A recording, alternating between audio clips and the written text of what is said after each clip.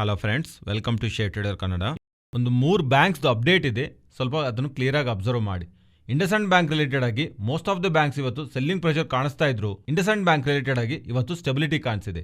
ಇದರ ಬ್ಯಾಕ್ ಒಂದು ಅಪ್ಡೇಟ್ ಕಾಣಿಸ್ತಾ ಇದೆ. ಪ್ರೆಸೆಂಟ್ ಎಕ್ಸಿಸ್ಟಿಂಗ್ ಆಗಿರುವಂತ ಸಿಇಒ ಸುಮಂತ್ ಕಟ್ಪಾಲಿ ಅವರು ಅನದರ್ 3 years ವರೆಗೂ ಮೀನ್ಸ್ ಮಾರ್ಚ್ 2023 ಇಂದ 2026 ವರೆಗೂ IndusInd ಬ್ಯಾಂಕ್ ರಿಲೇಟೆಡ್ ಆಗಿ MD ಅಂಡ್ ಸಿಇಒ ಆಗಿ ವ್ಯವಹಾರ ಮಾಡೋದಕ್ಕೆ ಇಂಡಸ್ ಬ್ಯಾಂಕ್ ಅವರು ಅಪಾಯಿಂಟ್ ಮಾಡಿರೋ ತರ ಬ್ಯಾಂಕ್ ಸೈಡ್ ಇಂದ ತಗೊಂಡಿರೋ ಡಿಸಿಷನ್ ತರ ಇದರ ರಿಲೇಟೆಡ್ ಆಗಿ ಫರ್ದರ್ ಆಗಿ ನಮಗೆ RBI and share holders approval ಬೇಕಾಗುತ್ತೆ. ಬಟ್ ಎಕ್ಸಿಸ್ಟಿಂಗ್ ಆಗಿರುವಂತ ಸಿಇಒನೇ ಫರ್ದರ್ ಆಗಿ ಕಂಟಿನ್ಯೂ ಬರ್ತಿರುವಂತ ಈ ಅಪ್ಡೇಟ್ಸ್ ಆದ್ಮೇಲೆ ಸ್ಟಾಕ್ ಇಂಟ್ರಾಡೇ ನಲ್ಲಿ 2.5% ವರೆಗೂ ಪಾಸಿಟಿವ್ ನಲ್ಲಿ ಟ್ರೇಡ್ ಆಗಿದೆ.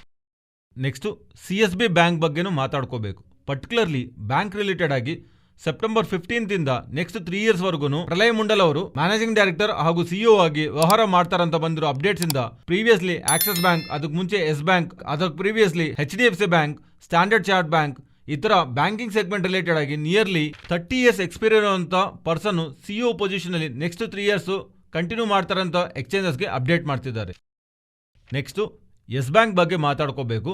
ತುಂಬಾ ಟೈಮ್ ಬ್ಯಾಕ್ ಇಂದಾನು ಎಸ್ ಬ್ಯಾಂಕ್ ಅಲ್ಲಿ ಇರುವಂತ ಬರ್ದಿರುವಂತ ಸಾಲಗಳು ಮೀನ್ಸ್ NPS ನಾನ್ ಪರ್ಫಾರ್ಮಿಂಗ್ ಅಸೆಟ್ಸ್ ನ JC ಫ್ಲವರ್ಸ್ ಹಾಗೆ ಎಸ್ ಬ್ಯಾಂಕ್ ಇಬ್ರು ಸೇರಿ ಕಂಬೈನ್ಡ್ ಆಗಿ ಫಾರ್ಮ್ ಮಾಡ್ತಿರುವಂತ ಅಸೆಟ್ ರೀಕನ್ಸ್ಟ್ರಕ್ಷನ್ ಕಂಪನಿಗೆ ಟ್ರಾನ್ಸ್ಫರ್ ಮಾಡಿ ಇವರು ಬ್ಯಾಲೆನ್ಸ್ ಶೀಟ್ ಅಲ್ಲಿ ಇರುವಂತ ಪ್ರೆಷರ್ ನ ಕಮ್ಮಿ ಮಾಡ್ಕೊಂತ ಅಂಡ್ NPS ಇಂದ ಸ್ವಲ್ಪ ಮನಿನ ಬ್ಯಾಕ್ ತಗೊಳ್ಳೋ ಪ್ರಯತ್ನದಲ್ಲಿ ಎಸ್ ಬ್ಯಾಂಕ್ ಅವರು ಇರೋ ತರ ತುಂಬಾ ಟೈಮ್ ಬ್ಯಾಕ್ ಇಂದ ನಾವು ಅಪ್ಡೇಟ್ಸ್ ಇದೆ ಅಲ್ವಾ. ಅದರಲ್ಲಿ ಭಾಗವಾಗಿ credit committee of the board Yes bank ಅಲ್ಲಿ ಇರುವಂತ NPS ನ JC ಫ್ಲವರ್ಸ್ ಜೊತೆ ಬ್ಯಾಂಕ್ ಅವರು ಸೇರಿ ಫಾರ್ಮ್ ಮಾಡ್ತಿರುವಂತ ARCಗೆ ಟ್ರಾನ್ಸ್ಫರ್ ಮಾಡೋದಕ್ಕೆ ಆಕ್ಸೆಪ್ಟ್ ಮಾಡಿರ್ತಾರ.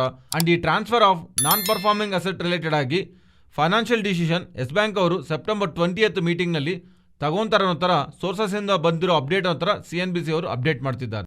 ನೆಕ್ಸ್ಟ್ ವೇದಾಂತ ಬಗ್ಗೆ ಮಾತಾಡ್ಕೋಬೇಕು. ಇದು ಸ್ವಲ್ಪ ಕ್ಲಿಯರ್ ಆಗಿ ಗಮನಿಸಿ.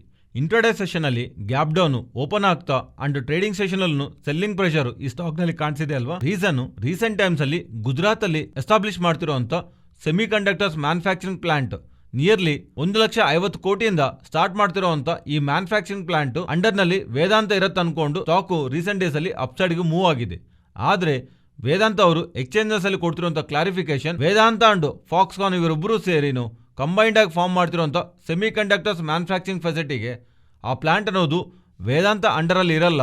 ವೇದಾಂತ ಪೇರೆಂಟ್ ಕಂಪನಿ ಹೋಲ್ಡಿಂಗ್ ಕಂಪನಿ ಆಗಿರುವಂತ ವಾಲ್ಕನ್ ಇನ್ವೆಸ್ಟ್ಮೆಂಟ್ ಲಿಮಿಟೆಡ್ ನಲ್ಲಿ ಇರುತ್ತೆ ಅಂತ ಅಪ್ಡೇಟ್ ಮಾಡಿದ್ದಾರೆ.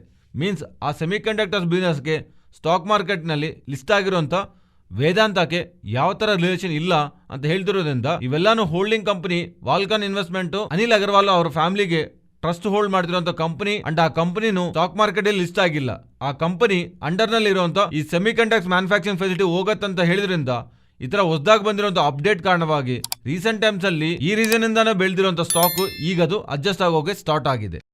ನೆಕ್ಸ್ಟ್ Paytm ಬಗ್ಗೆ ಮಾತಾಡ್ಕೋಬೇಕು. ಅಗೈನ್ ಎನ್ಫೋರ್ಸ್ಮೆಂಟ್ ಡೈರೆಕ್ಟರ್ ಅವರು Paytm ಅವ್ರ ಮೇಲೆ ರೈಡ್ ಮಾಡಿರೋ ತರ ಅವ್ರ ಫಂಡ್ಸ್ ನ ಫ್ರೀಸ್ ಮಾಡಿರೋ ತರ ಫೈನಾನ್ಷಿಯಲ್ ಪ್ಲಾಟ್ಫಾರ್ಮ್ಸ್ ಅಲ್ಲಿ ಬರ್ತಿರೋ ಅಪ್ಡೇಟ್ಸ್ಗೆ ಸ್ಟಾಕ್ ರಿಲೇಟೆಡ್ ಆಗಿ ಸ್ವಲ್ಪ ಸೆಲ್ಲಿಂಗ್ ಪ್ರೆಷರ್ ಅಂತೂ ಕ್ರಿಯೇಟ್ ಮಾಡಿದೆ.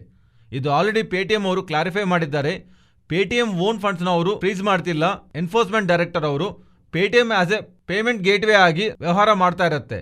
ಅದರಿಂದ ಇವರು ಯಾರಿಗಾದ್ರೆ ಸರ್ವಿಸಸ್ ನ ಕೊಡ್ತಾ ಇರ್ತಾರಲ್ವಾ, ಪರ್ಟಿಕ್ಯುಲರ್ಲಿ ಸ್ವಲ್ಪ ಚೈನೀಸ್ ಲೋನ್ ಆಪ್ಸ್ ಆ ಆಪ್ಸ್ ರಿಲೇಟೆಡ್ ಆಗಿ Paytm ಹತ್ರ ಇರುವಂತ ಫಂಡ್ಸ್ ನ ಫ್ರೀಸ್ ಮಾಡ್ತಿರೋ ತರ. ಆದ್ರೆ Paytm ಅಂಡರ್ ಅಲ್ಲಿ ಕಂಪನೀಸ್ ಗೆ ರಿಲೇಟೆಡ್ ಆಗಿರುವಂತ ಅವರ ಓನ್ ಹಣನ ಇವರು ಫ್ರೀಸ್ ಮಾಡ್ತಿಲ್ಲ ಅಂತ ಎಕ್ಸಿಸ್ಟಿಂಗ್ ಆಗನು Paytm ಅವರು ಕ್ಲಾರಿಫೈ ಮಾಡಿದ್ದಾರೆ.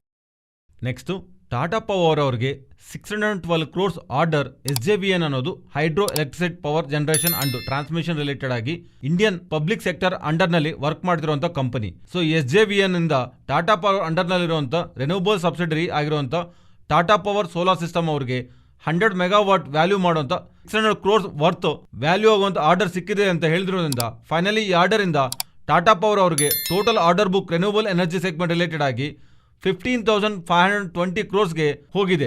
ಅದರಿಂದ ರೀಸೆಂಟ್ ಟೈಮ್ಸ್ ಅಲ್ಲಿ ಮಲ್ಟಿಪಲ್ ಆರ್ಡರ್ಸ್ ನ ಇವರು ಗೆಲ್ತಾ ಇರೋದು ನೋಡ್ತಾ ಇದ್ರೆ ಟಾಟಾ ಪವರ್ ರಿಲೇಟೆಡ್ ಆಗಿ ರೆನ್ಯೂಬಲ್ ಎನರ್ಜಿ ಸೆಗ್ಮೆಂಟ್ ರಿಲೇಟೆಡ್ ಆಗಿ business growth and over all Tata power ಇದು ನಾವು ಪಾಸಿಟಿವ್ ಡೆವಲಪ್ಮೆಂಟ್ ಆಗಿ ನೋಡಬಹುದು. ಆದ್ರೆ ಇಷ್ಟು ಪಾಸಿಟಿವ್ ಆದ್ರೂ ಸ್ಟಾಕ್ ಏನಕ್ಕೆ 3.5% ನೆಗೆಟಿವ್ ನಲ್ಲಿ ಇದೆ ಅಂದ್ರೆ ಓಪನಿಂಗ್ ನಲ್ಲಿ ನಮ್ಗೆ ಪಾಸಿಟಿವ್ ಆಗಿದೆ, ಬಟ್ ಓವರ್ ಆಲ್ ಆಗಿ ಮಾರ್ಕೆಟ್ ಸೆಲ್ಲಿಂಗ್ ಪ್ರೆಷರ್ ನೋಡಿ ನೆಗೆಟಿವ್ ನಲ್ಲಿ ಎಂಡ್ ಆಗಿದೆ ಅಲ್ವಾ.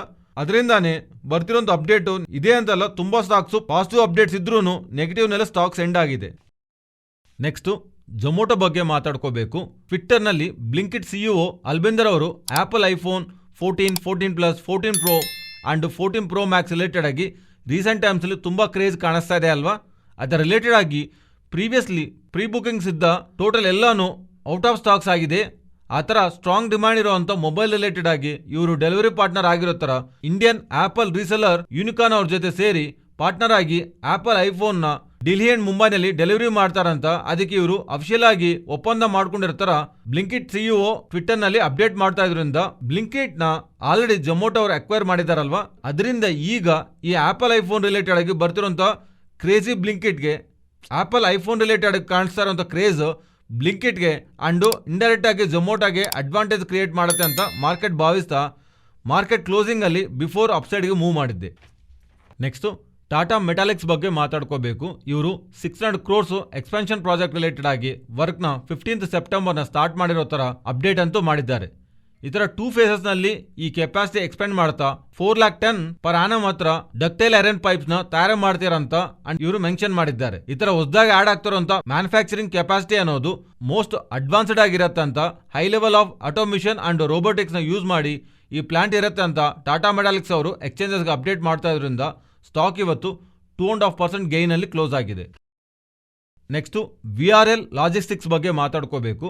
VRL ಲಾಜಿಸ್ಟಿಕ್ಸ್ ಅವರು ಅವರ ಬಸ್ ಡಿವಿಷನ್ ನ ವಿಜಯಾನಂದ ಟ್ರಾವೆಲ್ಸ್ ಪ್ರೈವೇಟ್ ಲಿಮಿಟೆಡ್ಗೆ, ಇದು ಪ್ರಮೋಟರ್ಗೆ ಸಂಬಂಧಿಸಿರೋ ಕಂಪನಿನೇ. ಈ ಕಂಪನಿಗೆ ಇವರು ಬಸ್ ಡಿವಿಷನ್ ನ 230 crores ಸೆಲ್ ಮಾಡ್ತಿರೋ ತರ ಇದರ ಮೂಲಕ ಬಂದಿರೋ ಹಣನ ಇವರು ಮೈನ್ ಬಿಸ್ನೆಸ್, ಕೋರ್ ಬಿಸ್ನೆಸ್ ಮೇಲೆ ಫೋಕಸ್ ಮಾಡ್ತಾರೆ ಅನ್ನೋ ತರ ಅಪ್ಡೇಟ್ ಮಾಡಿದ್ದಾರೆ.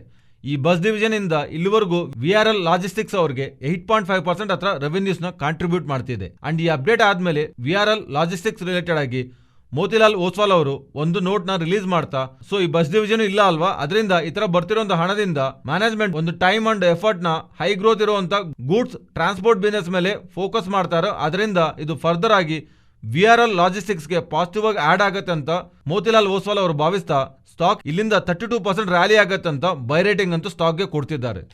ಇದು ಫ್ರೆಂಡ್ಸ್ ಇವತ್ತಿನ ವಿಡಿಯೋ. ಈ ವಿಡಿಯೋನಲ್ಲಿ ನಾವು ಶೇರ್ ಮಾಡಿರೋಂಥ ಕಂಟೆಂಟ್ ವ್ಯಾಲ್ಯೂಬಲ್ ಆಗಿದ್ದರೆ ತಪ್ಪದೇ ನಮ್ಮ ಚಾನಲ್ನ ಸಬ್ಸ್ಕ್ರೈಬ್ ಆಗಿ ಆ್ಯಂಡ್ ಬೆಲೈಕಾನ್ ಕ್ಲಿಕ್ ಮಾಡಿ ಆಲ್ ನೋಟಿಫಿಕೇಷನ್ಸ್ ಆಕ್ಟಿವೇಟ್ ಮಾಡ್ಕೊಳ್ಳಿ. ಈ ಡೇಟಾ ನಿಮ್ಮ ಫ್ರೆಂಡ್ಸ್ ಆ್ಯಂಡ್ ಫ್ಯಾಮಿಲಿ ಮೆಂಬರ್ಸ್ಗೆ ಯೂಸ್ ಆಗತ್ತಂದರೆ ಶೇರ್ ಮಾಡೋದಕ್ಕೆ ಪ್ರಯತ್ನ ಮಾಡಿ. Thank you.